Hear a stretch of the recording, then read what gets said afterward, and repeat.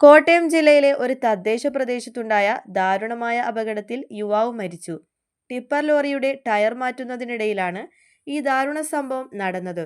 Tyre മാറ്റുന്നതിനായി ഉപയോഗിച്ചിരുന്ന hydraulic Jack ഉയർന്നതോടെ സമീപത്തുള്ള വൈദ്യുതി ലൈനുമായി ഇത് ഇടിച്ചു. വൈദ്യുതിധാരയിലേക്ക് ജാക്ക് കടക്കുമ്പോൾ അതിലൂടെയുള്ള വൈദ്യുതാഘാതം യുവാവിനെ ബാധിക്കുകയായിരുന്നു. പ്രവൃത്തിയിലായിരുന്ന യുവാവ് ജോലി ചെയ്യുന്നതിനിടയിൽ അപകടം ഉണ്ടായതുകൊണ്ട് ഈ സംഭവം ഭയാനകമായ ദൃശ്യങ്ങളാണ് സൃഷ്ടിച്ചത്.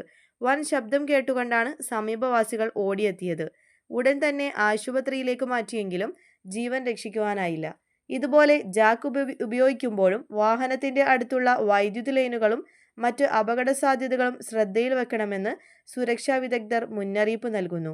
ഈ ദുരന്തം ഏറെക്കാലത്തേക്കും ഒരു ഓർമ്മയായി മാറും. അപകടത്തിൽപ്പെട്ട യുവാവിന്റെ കുടുംബം വലിയ ദുഃഖത്തിലാണ്. സംഭവത്തെക്കുറിച്ച് പോലീസ് അന്വേഷണം ആരംഭിച്ചിട്ടുണ്ട്.